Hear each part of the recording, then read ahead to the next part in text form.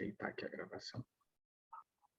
Então, boa noite a todos, né? Aqueles que nos acompanham, tanto aqui nesse momento junto na sala, quanto posteriormente aqueles que estiverem assistindo a esses estudos na internet.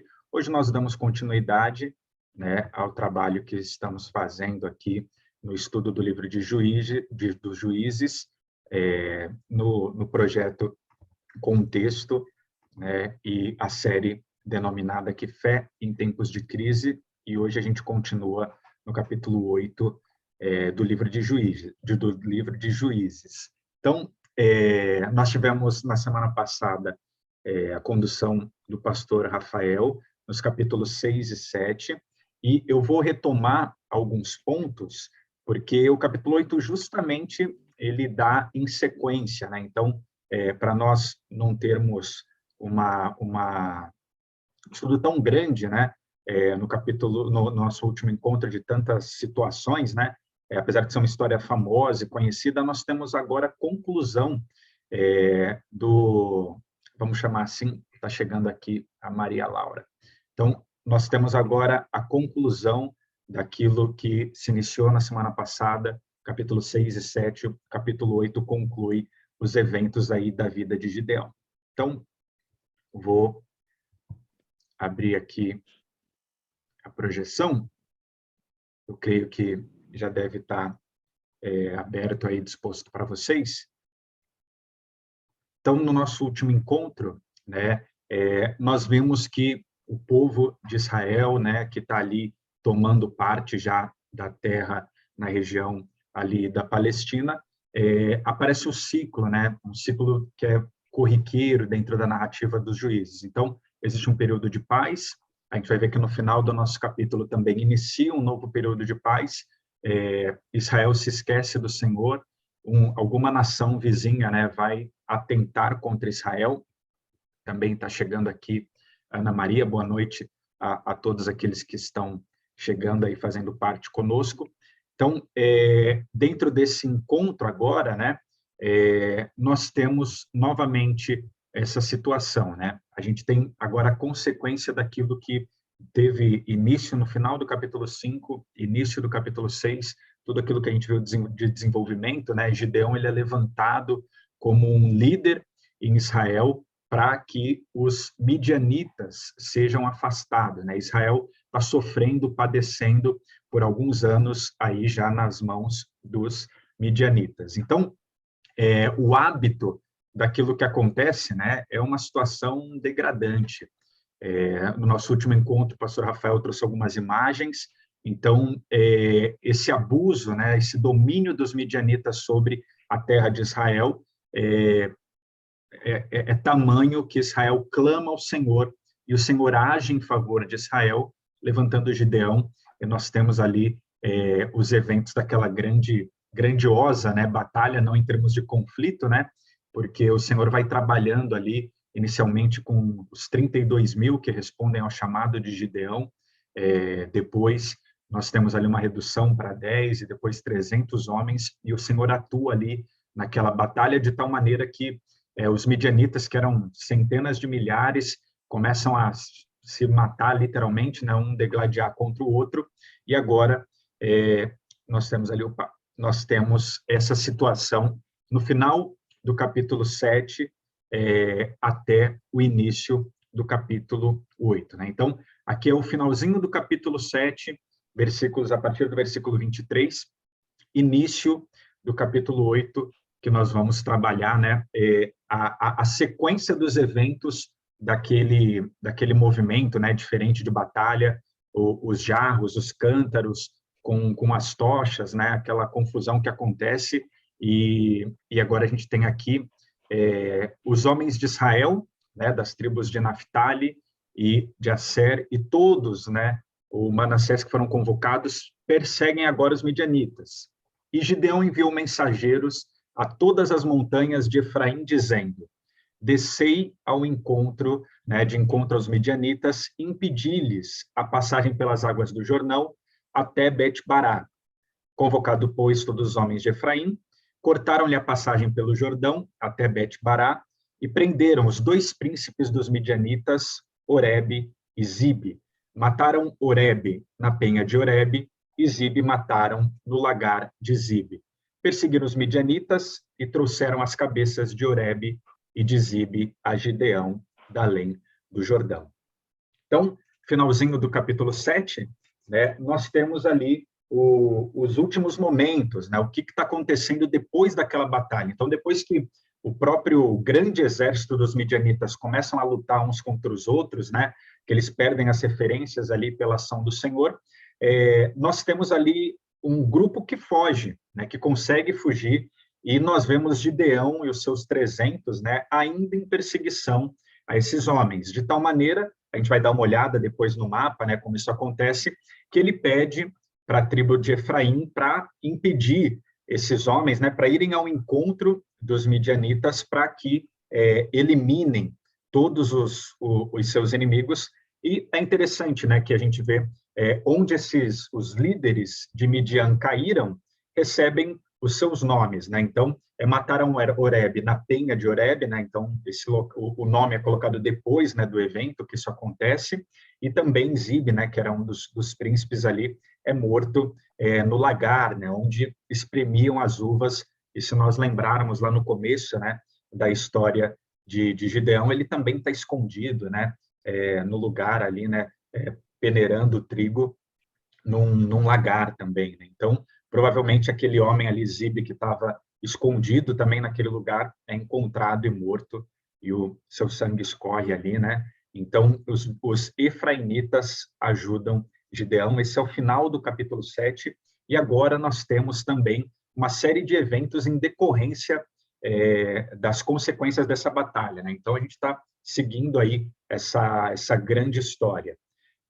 Versículos 1 a 3 ali do capítulo 8, os homens de Efraim, da tribo de Efraim, disseram a Gideão: o que é isto que nos fizeste, que não nos chamaste quando foste pelejar contra os midianitas?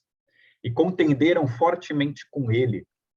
Porém, Gideão lhes disse, né, o que mais eu fiz agora do que vós? Não são porventura os rabiscos de Efraim melhores do que a vindima de Abiezer? E Deus entregou nas vossas mãos os príncipes dos midianitas, Oreb e Zibe, que pude eu fazer comparável com o que fizeste? Então, com falar-lhe estas palavras, abradou-lhes a ira para com eles. Meus irmãos, olha a situação, né? O que está acontecendo aqui no início do capítulo 8? Logo depois de um evento milagroso, né? Algo fantástico. Nós temos ali no destaque daquilo que o pastor Rafael colocou, né? Na conclusão da própria metodologia de Deus trabalhar, né?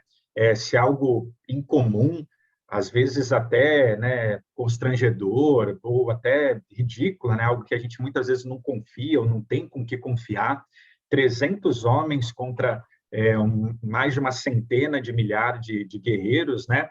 E com cântaros e com as tochas, né? Eles conseguirem ali desbaratar esse exército. E o que está acontecendo agora? Né? Aqueles poucos homens que sobraram, que correm, que fogem, né? Não são tão poucos, né? Depois a gente vai ver que há cerca de 15 mil homens, né, de Midian que fogem. Ao Gideão pedir ajuda, né, para os efraimitas, para que nenhum deles escapasse, agora nós temos aqui o registro de um conflito de Gideão com os líderes, né, com os homens da tribo de Efraim. Basicamente, o que está acontecendo aqui entre eles, né? A grande discussão, e eu acho que é importante a gente lembrar, né, o último ponto que o pastor Rafael trouxe para nós no último estudo, é o ponto central do que está sendo discutido agora, né, entre a tribo de Efraim e Gideão. O ponto fundamental, né, que foi colocado, o ponto de conclusão, é que a glória de tudo aquilo que estava acontecendo, né, era devida única e exclusivamente ao Senhor. Não era possível, né, que outra pessoa tivesse algum tipo, né, de manifestação ou que pudesse, né, trazer os louros da vitória, porque humanamente, né, por mais habilidoso e por mais, né, fantástico que seja, né, 300 homens não venceriam uma centena de milhares. Então, esses 300 homens de Gideão não poderiam se gabar, né, da vitória sobre os midianitas. E é justamente aqui que nós temos essa discussão. Se a gente olhando, né, no texto anterior, a gente vê que os líderes, né, os príncipes midianitas, são mortos ali nessa disputa entre os filhos de Efraim e o restante ali dos homens de Gideão contra os líderes de Midian. E agora parece que os efraimitas ali, né, eles são da tribo de Israel, mas eles colocam Gideão meio na parede, né? Falam, pô, e agora, né? De quem é a glória? Né? Por que você não chamou a gente para lutar também, para pelejar contra os midianitas? Como, né, se de alguma maneira a tribo ou esses homens de Efraim pudessem pedir, né, ou de alguma maneira chamar para si a glória da vitória. Como nós vimos, né, o grupo inicial de 32 é reduzido para 10, depois apenas 300 homens são aqueles que o Senhor leva para a batalha. Né? Talvez pudesse ir somente Gideão, e o Senhor teria atuado da mesma forma. Né? Mas aqui é essa discussão. E a forma como Gideão coloca também é uma situação ali, a gente pode colocar quase que política. Né? Gideão em nenhum momento vai apontar, né, ou melhorar aquela situação ali em relação aos efraimitas. Né? Ele poderia ter sido muito duro, né? Falar, olha, quem deu a vitória, né, contra os midianitas foi o Senhor. Então, nem eu, né, nem vocês podemos, de alguma maneira, buscar essa glória, né, ou pedir qualquer tipo de honra.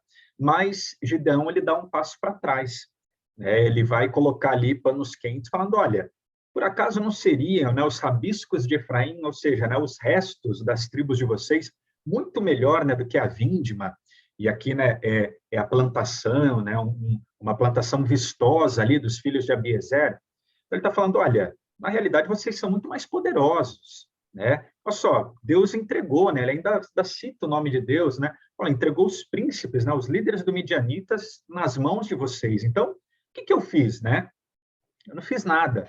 E aí ele tenta colocar panos quentes, né, em relação a essa cisma aí, né, essa briga, né, entre Gideão e seus homens ali e os homens de Efraim, buscando ali os louros da vitória, né? E aqui a gente já começa a ver algumas distorções, né, algumas situações que vão culminar não somente na história de Gideão, né, mas mais para frente no livro de Juízes, lá no capítulo 12, a gente vai ver que a tribo de Efraim, mais uma vez, vai tentar contrariar, né, algum dos líderes de Israel, buscando alguma glória em batalha. Né? Então, aqui o que tá se colocando é justamente esse lugar aí de honra, né, entre as outras tribos, por terem vencido os midianitas, que há muitos anos afrontavam, né, dominavam e tinham trazido grande miséria em Israel. Então, em contraste, né, com tudo aquilo que foi construído no capítulo 6, no capítulo 7, agora a gente começa a ver alguns deslizes que vão culminar em momentos talvez até mais surpreendentes para aqueles que estão aí acompanhando a história de Gideão.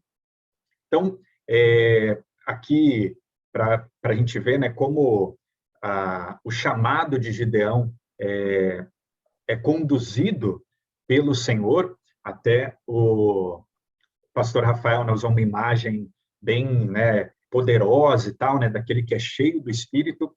Então, o Espírito do Senhor apoderou-se de Gideão e, com toque de trombeta, convocou, né, os abiesritas para o segui-lo e enviou mensagens a Manassés, chamando as armas, também a tribo de Asser, Zebulon e Naphtali.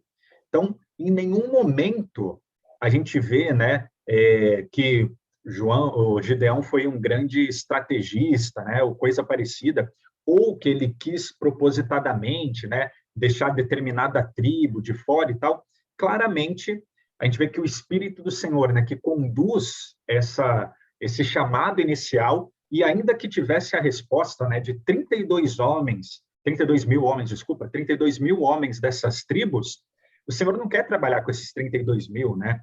De tal maneira que ficam somente 300. A gente viu aquelas duas movimentações, uma redução inicial e depois somente esses 300, para que justamente a glória fosse dada ao Senhor.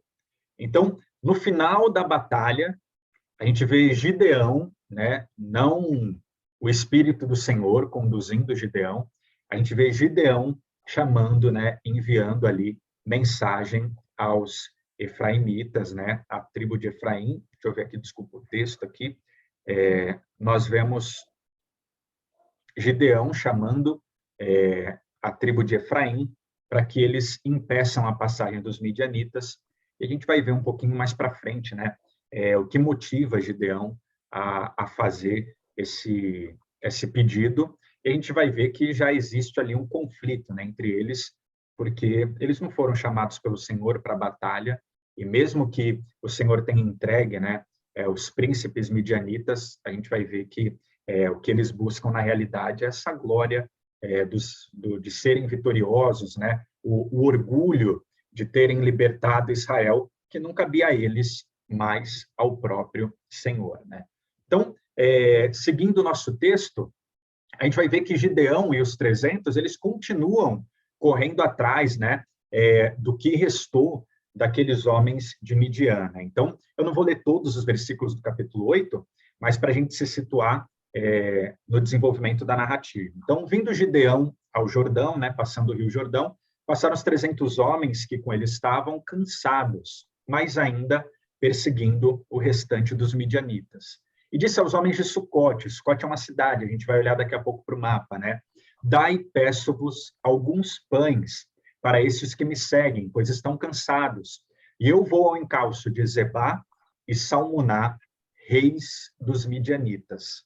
Porém, os príncipes de Sucote disseram, porventura tem já sobre teu poder o punho de Zebá e Salmuná para que demos pão ao teu exército? Então disse Gideão, por isso, quando o Senhor entregar nas minhas mãos Zebá e Salmuná, trilharei a vossa carne com os espinhos do deserto e com os abrolhos, né? E acontece a mesma coisa numa outra cidade próxima. Saindo dali, subiu para Penuel, uma outra cidade também israelita, e de igual modo falou aos seus homens, e esses de Penuel lhe responderam como os homens de Sucote lhe haviam respondido. Pelo que também falou aos homens de Penuel, quando eu voltar em paz, derribarei esta torre, né? E agora nós podemos olhar um pouquinho sobre o que está acontecendo aqui, né? Então, Gideão e os 300 estão correndo ali, né, atrás dos líderes midianitas para que eles não escapem, e eles estão mais ou menos aqui nessa região, né? Aqui a gente vê o Rio Jordão e as duas cidades aqui, ó, Sucote e Penuel. Não sei se eu consigo fazer aqui acho que esse aqui, né? Para a gente conseguir mostrar. Então, aqui a gente tem a região onde as coisas estão passando, né? Esses eventos estão passando. Aqui o Rio Jordão, né? E a cidade de Sucote e Penuel, cidades próximas. O que está acontecendo aqui? Para eles, imaginem, né? Por anos e anos e anos, eles foram dominados pelos midianitas. Não é... Está chegando aqui a dona Elisete, né? Então, não é simples. O que eles estão olhando? 300 homens, né? Cansados, muito desgastados, né? Deixa eu ver se eu consigo deixar aqui com marca-texto. Então, 300 homens cansados e desgastados, e esses homens, né, eles passam aqui pela região de batalha, eles estão correndo ali atrás, né, mais ou menos desses 15 mil homens, e homens poderosos, né? O exército midianita, como eu falei, era uma centena de milhar. As cidades, obviamente, não sabem o que aconteceu, as cidades não sabem, né? Os líderes daquelas cidades não sabem que o Senhor prometeu, né, que daria os líderes midianitas à mão, ao poder de Gideão. E vocês lembrem-se, né, o próprio Gideão duvidou disso, né, pediu ali mais de uma prova que o Senhor estava com ele, e agora Gideão se volta contra esses líderes, né? Imaginem, por mais que fossem, né, olhando só a grosso modo, 300 cansados, né, contra 15 mil homens. Para nós fica claro, né? A gente sabe, de certa forma, tudo que já aconteceu. Assim, não, eu apostaria em Gideão, né? O Senhor já mostrou que está com ele. Mas para os líderes daquela cidade, eles temem o quê? Uma represália, né? A região midianita, né? A região dos midianitas é aqui ao sul. Então, eles estão tentando, né? Depois do desastre que foi a batalha, eles estão correndo aqui, né? Para voltar para o sul, né? Para essa região. E agora Gideão busca, né? Retomar ali as suas forças. Eles falam não, né? Ó, se vocês ainda não controlaram os reis, provavelmente, né? Esse exército chegando ao sul, eles vão se reforçar, e quando eles souberem que nós ajudamos vocês, os primeiros que vão se levantar contra nós são os próprios os líderes midianitas, né? Então, olhando para a situação ali, humanamente falando, eles se abstêm de ajudar Gideão, e Gideão deixa ali, né, uma palavra de ameaça, né? E aqui a gente precisa olhar para um termo que é muito importante para os eventos que vão acontecer, né?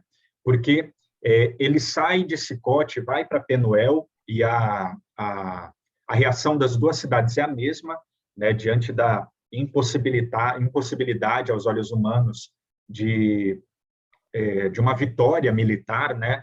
De Gideão, eles não estão dispostos a ajudar Gideão, e Gideão fala assim, né? Quando eu voltar em paz, derrubarei essa torre, né? Por que é importante, pessoal, esse termo? Porque estabelece que, além de Gideão, né, saber da sua provável vitória, né, ele sabe, né, ele vai agir contra essas duas cidades dentro de uma relação vingativa. É óbvio, pessoal, que ninguém deseja a guerra, né? Mas as próprias leis de Israel, enquanto existe a batalha, né? Enquanto existe o confronto, existe a luta pela vida, né? Existe uma série de situações que decorrem ali que não são puníveis, né? Ou não são passíveis das leis, vamos chamar assim, das relações sociais normais. Aqui o que Gideão está falando, fala assim, olha, mesmo quando nós não estivermos em guerra, ou seja, quando eu voltar em paz, eu vou me vingar de vocês, né? Eu vou atentar contra essa cidade. A torre, né, que aqui é colocada, é uma imagem de poder, de segurança, né? Um local de observação, coisa parecida. O que ele está falando? Ele falou, eu vou enfraquecer a segurança, a cidade de vocês, eu vou agir contra, né, os próprios irmãos e patrícios ali de Israel, né, não em meio à guerra, né, não em meio a uma situação de emergência. Racionalmente, né, vamos colocar assim, eu vou agir de maneira poderosa e opressora contra vocês, né? E a gente tem aqui a sequência. O que acontece? Subiu Gideão com seus 300, né, cansados, não alimentados, pelo caminho dos nômades ao oriente de Nobá e Jobiá, e feriu aquele exército que se achava descuidado. Provavelmente eles estavam ali descansando, e Gideão age contra os reis midianitas. Fugiram Zebá e Salmuná, porém ele os perseguiu, prendeu os dois reis midianitas, Zebá e Salmuná, e desbaratou todo o exército. Voltando, pois, Gideão, filho de Joás da peleja, pela subida de Heres, deteve um moço de Sucote, ele fez perguntas. O moço deu por escrito o nome dos príncipes e anciãos de Sucote, 77 homens, né? Olha que situação. Gideão vence a batalha, totalmente improvável, desbarata lá ainda uma dezena de milhares, alguns colocam aí 15 mil homens, né? Que Gideão vence. O Senhor entrega os reis, os 6 midianitas na mão de Gideão, e a primeira coisa que ele faz, né, ele pega alguém que está ali trafegando pela região e, literalmente, né, esse interrogar de Gideão, a gente não sabe, né, o quão pacífico foi, mas ele pede para que entregue a liderança da cidade, e a gente vai ver aqui que os eventos não são nada honrosos, né, em relação àquilo que acontece depois da vitória de Gideão. Então, olha só, né, veio Gideão aos homens de Sucote, né, israelitas, e disse: Vedes aqui Zebá e Salmuná, a respeito dos quais mostejastes de mim, dizendo: Porventura já tem sobre teu poder o punho de Zebá e Salmuná, para que demos pão aos homens teus, né, aos teus homens cansados? E tomou os líderes, né, os chefes da cidade, espinhos do deserto e abrolhos, e com eles deu severa lição aos homens de Sucote. Derribou a torre de Peniel e matou os homens da cidade. Então, olha só, meus irmãos, que situação, né, que a gente tem agora. Gideão, que antes, né, era um homem ali temeroso, né, em relação à batalha ou coisa parecida, depois que nós ouvimos, né, a voz do Senhor convocando Gideão, né, para liderar o povo na batalha, depois das situações mais improváveis, né, e mais talvez temerosas, né, que a gente pudesse imaginar, mesmo que fossem 135 mil, né, contra 32, já seria algo inimaginável, uma vitória. A gente tem uma batalha de 132 mil contra 300, e Gideão, né, ali no final da batalha, né, impedindo que aqueles homens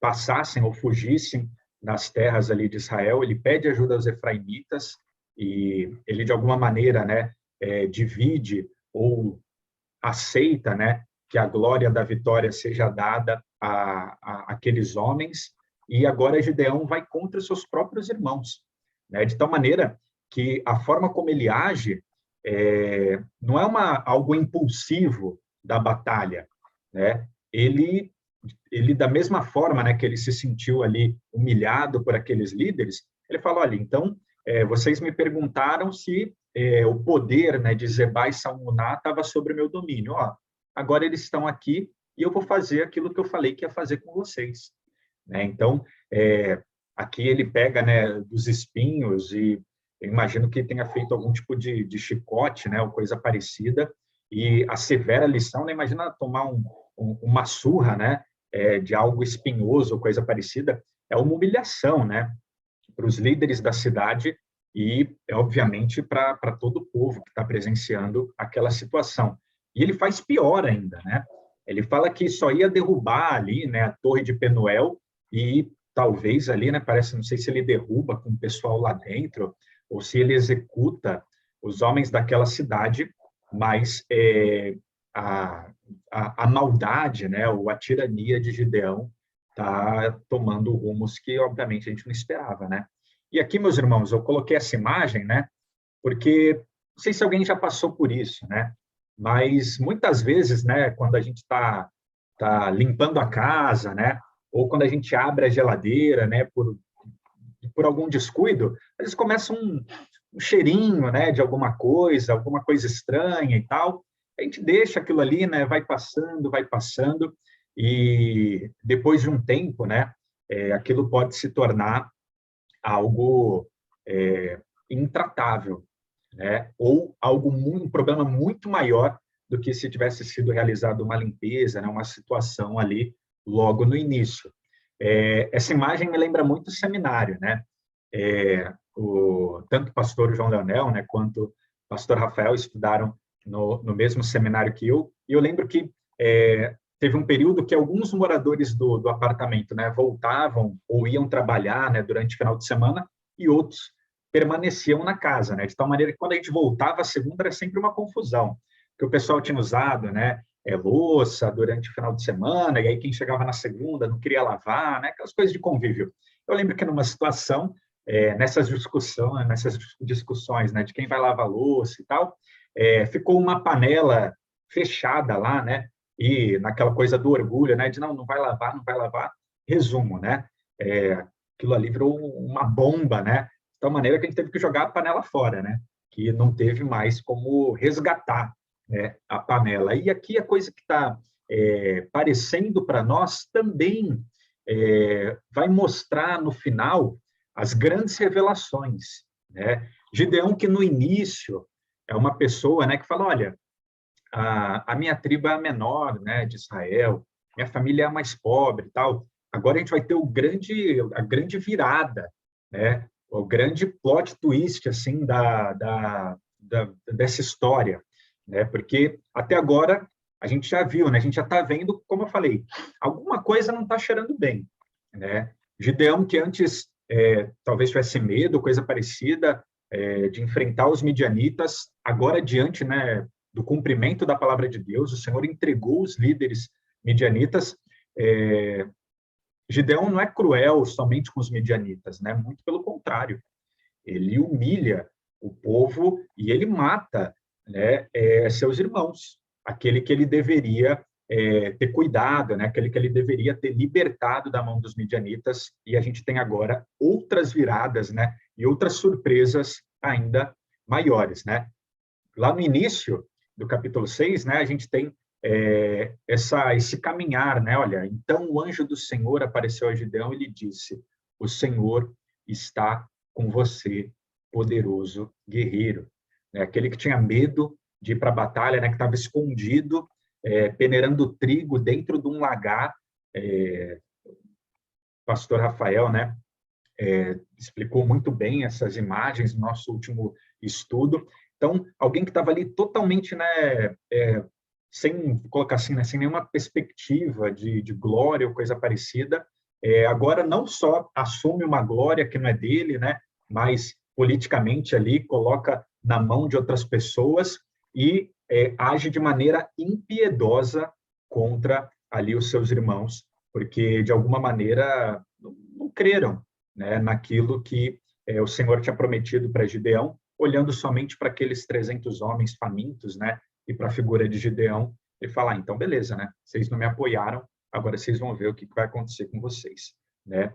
E mesma coisa, né, como Gideão se apresenta com o Senhor, olha, se o Senhor tivesse conosco, por que aconteceu tudo isso, né? Por que os midianitas estão tão acima de nós, né? Onde estão suas maravilhas que os nossos pais contam? Não foi o Senhor, né, que tirou a gente da terra do Egito? Não foi o Senhor que nos abandonou e nos entregou ali na mão de Midian? Aí que Gideão pede também, né, para que o Senhor lhe dê provas, né, de que está com ele. E agora, quando dá tudo certo, Gideão não age, né, com a mesma graça, com a mesma misericórdia. Ele não é nem próximo daquilo que o Senhor teve a paciência, né, demonstrou e agiu de maneira misericordiosa e gloriosa para com Gideão. Agora a gente vê Gideão, quando ele, de certa forma, né, estabelece o seu poder e o seu domínio, parece que não tem nenhuma relação com aquilo que o Senhor tinha proposto a Gideão, liderando o povo de Deus, né? Então, aqui agora a gente tem o encontro, o final, né? A conclusão do capítulo 8, e depois do que Gideão fez aquelas duas cidades, a gente tem o confronto de Gideão contra Zebá e Salmuná. Então, olha o que Gideão pergunta, né? Que homens eram os que mataste em Tabor? E responderam: como tu és, assim eram eles, cada um que se assemelha a filho de rei.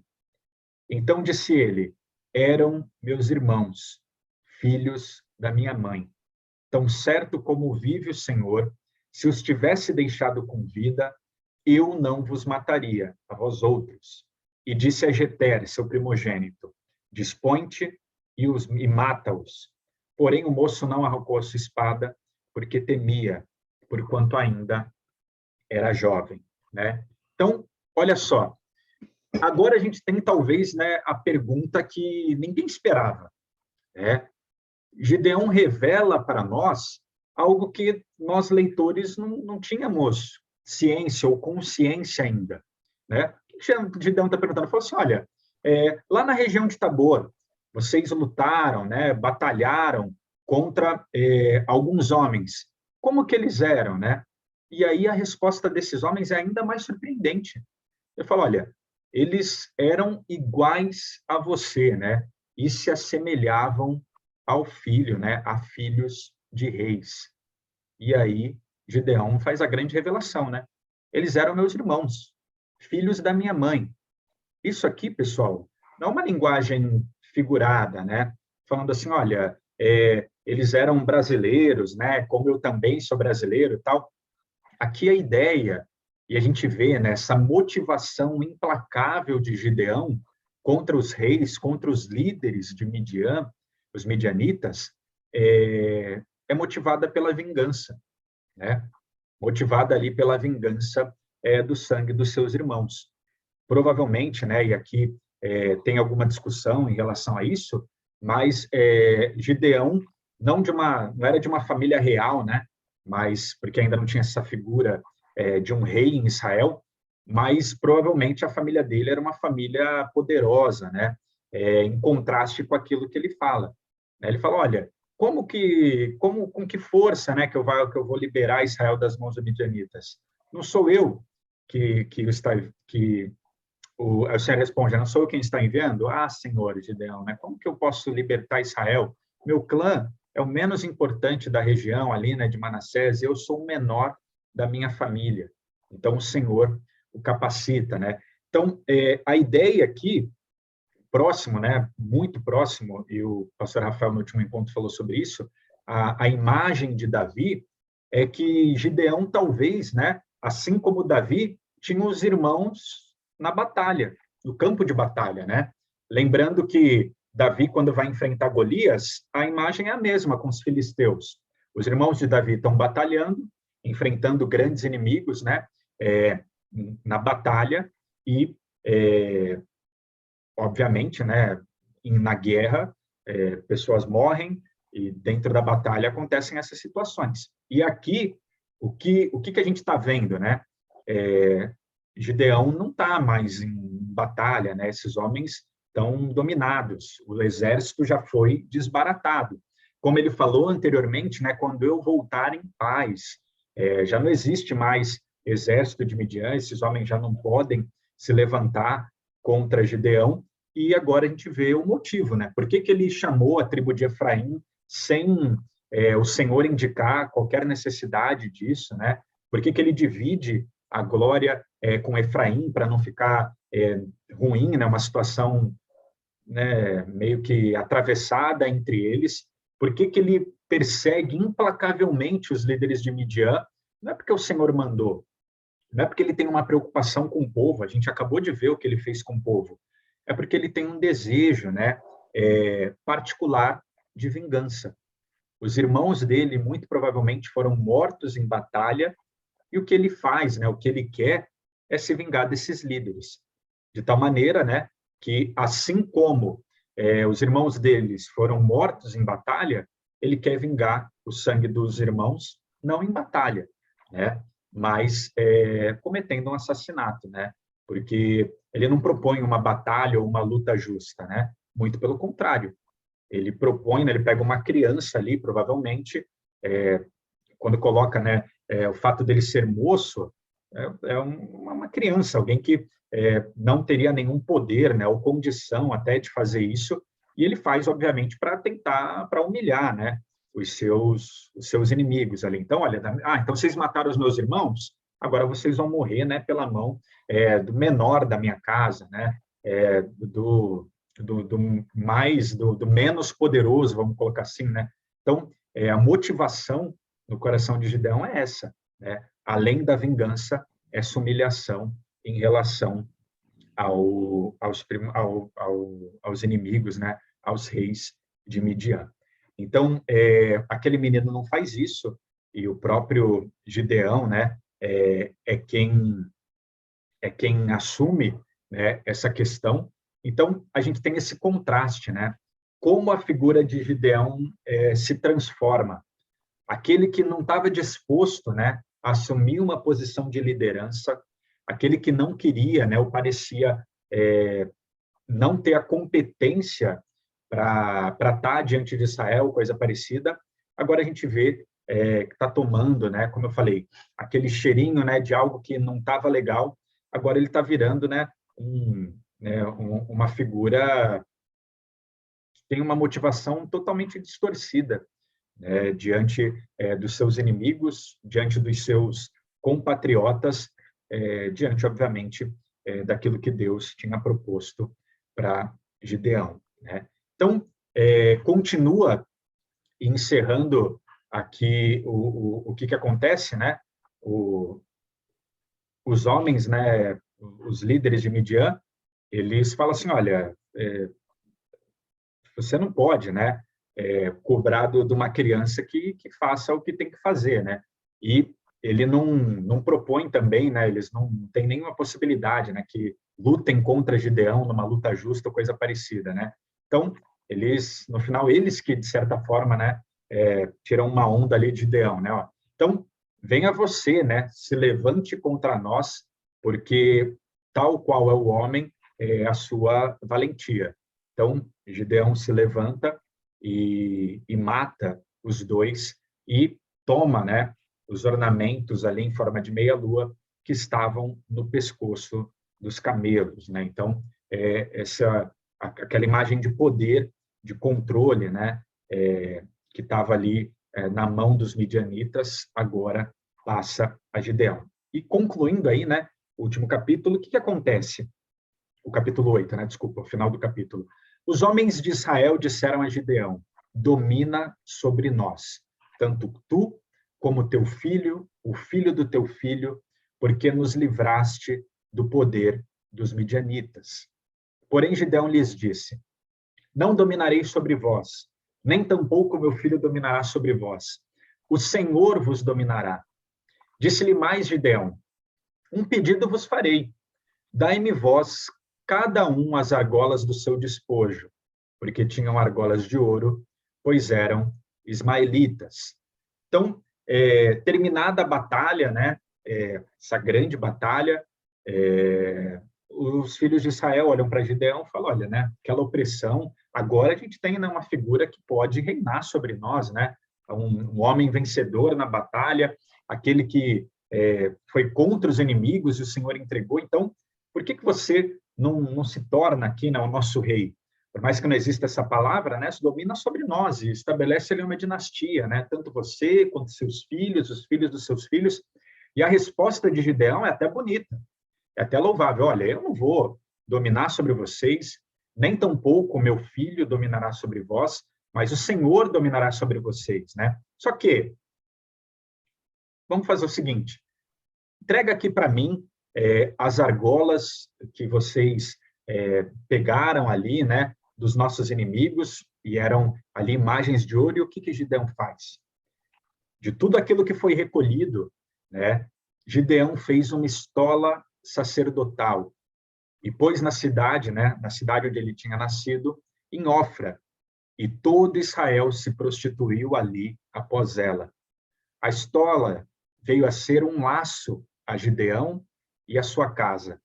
Assim foram abatidos os midianitas diante dos filhos de Israel e nunca mais se levantaram a cabeça. E ficou a terra em paz durante os 40 anos. Então, aquilo que nós vimos, né, no início do nosso último estudo, agora a gente tem também um período de paz. Só que, como eu falei, naquilo que está cheirando mal, agora já está podre, né? A motivação de Gideão e aquilo que ele faz, aquilo que ele diz é totalmente diferente daquilo que ele faz, né? Por mais que ele fale assim, olha, eu não vou, nem os meus filhos vão liderar sobre vocês, agora a gente tem a ação de Gideão. Ele pede para que, né, todo o despojo, tudo aquilo que foi recolhido, né, na batalha, ou seja, aquilo que deveria ser né, dado ao vencedor, ou coisa parecida, né, por direito, lembrando que, né, quem venceu, né, quem proporcionou tudo isso foi o Senhor, é usado para quê? Para construir uma estola sacerdotal, né? E esse era um instrumento para consultar a vontade de Deus, né? Nós temos, em outro momento, né, as diretrizes para que se construa nessa uma roupa sacerdotal. E o que Gideão está fazendo, meus irmãos? Por mais que ele não assuma uma figura real, né, Gideão está agindo como um rei, né? Ele cobra imposto, né, um imposto ali dos seus patrícios, algo que não deveria ser dele, né, porque ele não é o vencedor da batalha, né? Eles poderiam ter feito ornamentos, poderiam ter feito, né, distribuído entre o povo, poderiam ter feito várias coisas, né? Mas o que ele faz? Ele constrói, né, um instrumento, de certa forma, para consultar a vontade de Deus, né? Ou seja, para de alguma maneira o povo manipular, né? Ou tentar fazer com que o povo ali fosse também dominado por uma figura falsa, que obviamente não tem nada a ver com o que Deus propôs, né? Que logo já coloca ali, né? Ele coloca onde? Na sua cidade, e todo Israel se prostituiu ali, né? Ou seja, distorceu totalmente aquilo que o Senhor tinha planejado. E essa estola veio ser um laço, né? Veio ser uma pedra de tropeço, veio ser algo que trouxe humilhação, tanto para Gideão quanto para sua casa, né? Então, essa é uma imagem, né, do que algo que possa parecer essa estola, né? Aqui a ideia é que ou Gideão ou os seus filhos, né, se colocassem dentro dessa posição de consultar ou saber a vontade de Deus. Então, como eu falei, né, Gideão, ele não assume a posição de rei, mas ele age como um rei. Teve Gideão 70 filhos, todos provenientes dele, porque tinha muitas mulheres. A sua concubina, que estava em Siquém, lhe deu também a um filho, ele pôs o nome Abimeleque, né? Isso daqui é literalmente a imagem real, né? Ele assume a posição, ele leva para sua cidade, né? A gente vê que quando Davi conquista Jerusalém, né? Jerusalém também é conhecida como a cidade de Davi, né? Quando se estabelece o templo em Jerusalém, né? Onde se estabelece a casa de Deus, é a cidade onde mora o rei, né? A palavra em hebraico para templo e palácio, né? Para casa do rei, é a mesma palavra. Então, o que Gideão está fazendo? Ele está, de certa forma, né, atribuindo a si a possibilidade de consultar a figura de Deus, né? Obviamente de maneira manipulatória, porque Israel se prostitui dentro dessa relação, né? E olha só, Gideão tem, né, muitas e mais mulheres, né? Tem um harém. Isso também é uma imagem real, né? Abusiva, e mais uma série de coisas. De tal maneira que ele teve 70 filhos. E um deles lhe pôs o nome de Abimeleque. Que o que significa Abimeleque?